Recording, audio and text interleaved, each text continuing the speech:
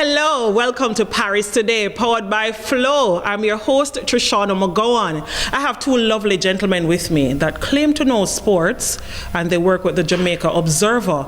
On my right, we have the sports content manager, Andre Lowe. Good afternoon. Ça va. So that the man know Paris language. I love that already. And to my left, sports reporter, Daniel Blake. Hello. I don't know any French, so I apologize. Oui. That's Spanish or French? Don't ask me. Today, problems already. French. And we're going to be catching up with everything that would have happened in Paris today. And nobody thinks that you're going to hear from just we, we have people on the ground. Our sports reporter, Robert Bailey. And we're going to throw over to him before we start any discussion here, because we must get it from the man that's on the ground. So we're going to throw to the sports reporter on ground in Paris, Robert Bailey. MVP head coach Stephen Francis has indicated that reigning World 200-meter champion Sherika Jackson is fit and ready to compete at the Olympic Games in Paris. Concern has been mounted over Jackson's fitness after she pulled up in the women's 200 meters at the Hungarian Grand Prix earlier this month.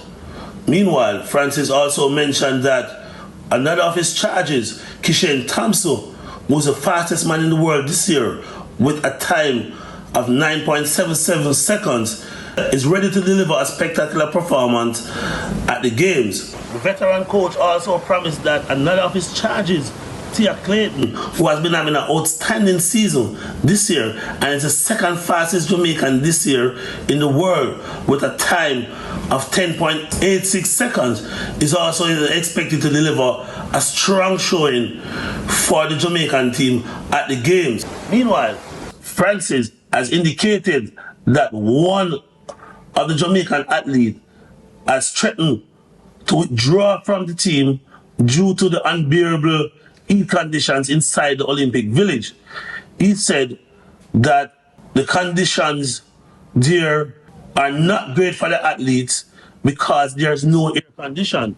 He also said that a number of the other countries in the village are using portable AC, and the management staff of the Jamaica team should look to follow in this direction.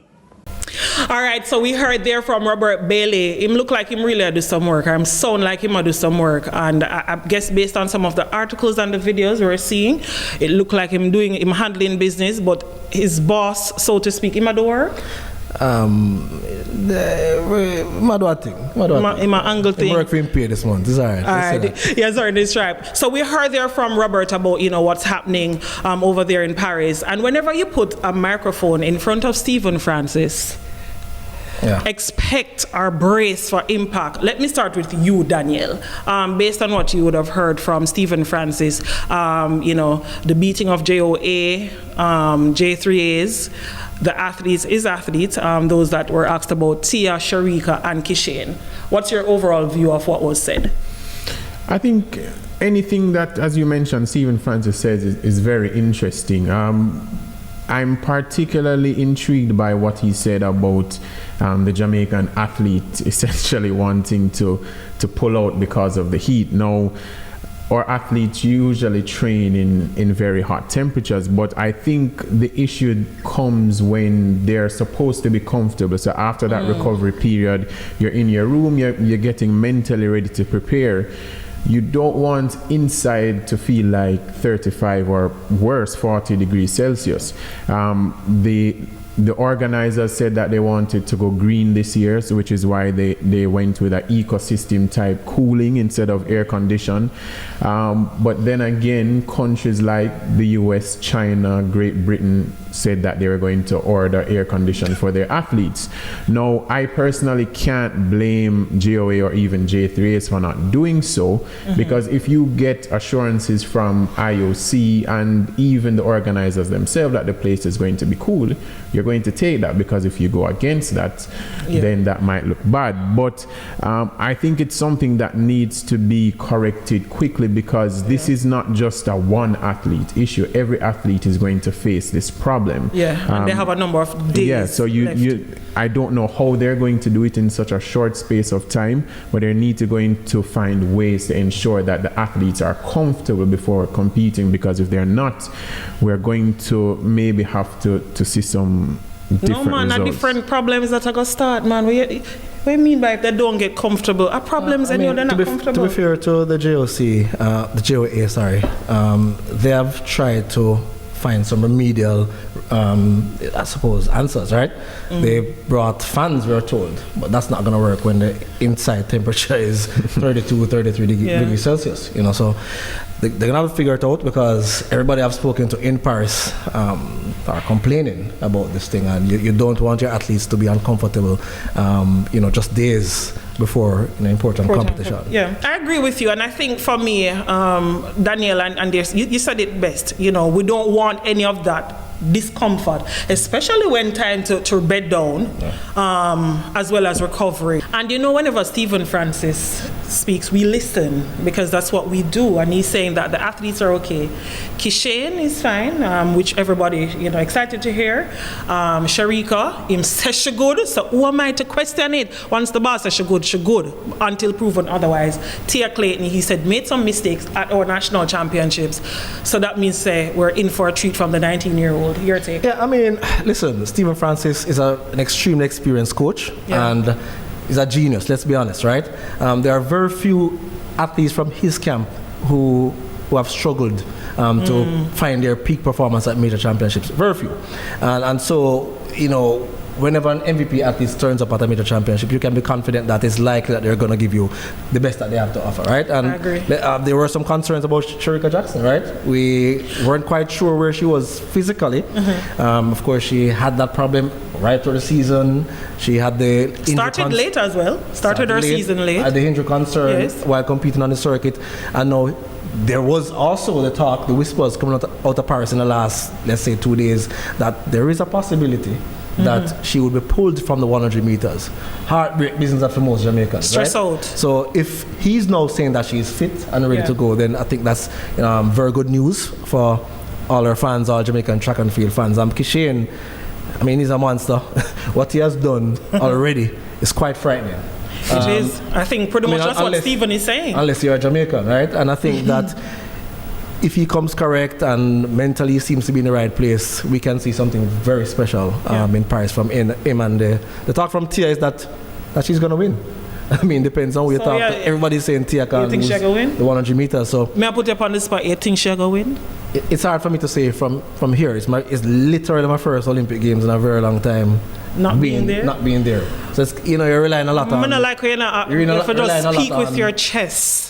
Second and third hand information. But from what I saw at the trials and what we heard going into trials and what we have been hearing from Paris right now, I think she's definitely a strong contender for the gold medal. And I think you said it best. Anybody Stephen Francis coach, it's rare that they're not ready and prepared. We saw 2008 with Shelley and Fraser Price. Many did not expect that gold medal. You cannot get that vibe right now, though. And Maurice Wilson, the head coach of the Jamaica team, is saying that the team, the mood right now and the vibe is giving the 2008 vibes, which I'm very happy to hear as well. But before we leave here this afternoon, let me take up that before we leave here. Start over? Yeah, before we leave here. So before we leave here, I'm going to get the medal predictions from my men. And before I start with them, I go because I don't know if them tentative, because I listen to them and like them now I say things with them chest. So sit up on fence, man. Already. No, sit up on fence. I'm not catch. So I've predicted 13 medals for Jamaica, and I think that we have the talent within the team to surpass and get at least, for me, maximum 16. I do see that. But any major championships, there are always hits and misses, and we're not above getting hits at the championships. So for me, 13, I have 4 gold medals, 6 silver and 3 bronze. Another time I may be telling you the secret of who I have for the medals, but for now, 13, 4 gold, 6 silver, 3 bronze, but we are capable of 16. Low, let me go to Daniel. Daniel, hit us with your medal predictions. I don't have medal predictions, but what I will say is that we have maybe about 20 athletes who are medal prospects. Tell about the fence, No, business. it means that they go into their event thinking I can get on the podium. It's the whole squad, I think that then. No, we have what 50 plus athletes, and we know that some athletes it's their first Olympics, so they're kind of getting used to it. But there are some who have proven this year through their PB and their form that they can get on the podium. So even, for example, the men's long jump, we do have Tajay Gale, Kerry McLeod, and Wayne Pinnock. To me, if all 3 of them have a perfect day, which might not happen, but let's say they do have a perfect day. It could be 1, 2, 3, not saying that will happen, but each of them will go into the event thinking, hey, I can get on the podium. So I don't have a specific count, but I definitely believe that we should get at least 3 gold medals. That's what I know. Who are the 3 people then you have? You must can hit up. You must can tell. All right. I think that Kishane Thompson, gold medal. All right. I definitely think the women's 4x1 is one as well, and I think we'll get one in the women's 100 meters as well. So he has given us something to work with. Just of his because 20 I like prospects. you guys. Yes. So out of the 20, he has given us 3 that leaves 17. Thank you so much for that. I appreciate you not being completely on the fence. Lo, tell me yours. Well, after careful consideration, Careful. the whole heap of analysis, sleepless nights, many hours dedicated to this venture, I'm going to predict right here, right now, that Jamaica will leave Paris with 13 medals. And I never look on your notes, right? 13 Your medals. copy. No, hold on. I can't tell you the colors right now, but I can tell you where they're coming from. Okay. Women's 100 meters, men's 100 meters, women's 200 meters, men's triple jump, men's long jump, women's 400 meter hurdles, 3 relays, women's 4x1, men's 4x1, and I think the women's 4x4. We could actually get a medal in the mixed relays too, if we take it serious this time. But anyway, Why are you insulting us? Women's 400 meters, women's 100 meter hurdles, men's 110 meter hurdles, and the women's triple jump. That's where I see my 13 medals. All right, all sounds feasible. But the way you started out by saying countless, I think you're going to say we're going to get, similar to Daniel, 20 and, certainty. Just to clarify. Just to clarify. I don't think we're going to get 20, but we do have 20 athletes who are medal prospects.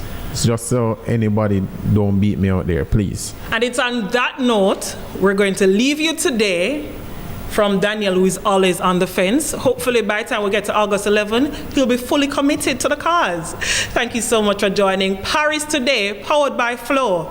I am your host, Shoshana McGowan, and who joined me today? Sports content manager of the Jamaica Observer, Andre Lowe. Au revoir. And the sports reporter, Daniel Blake. Make sure to subscribe and like and stay tuned to all of Jamaica Observer social media pages. You don't want to miss nothing. We got you covered right until August 11. Stay tuned.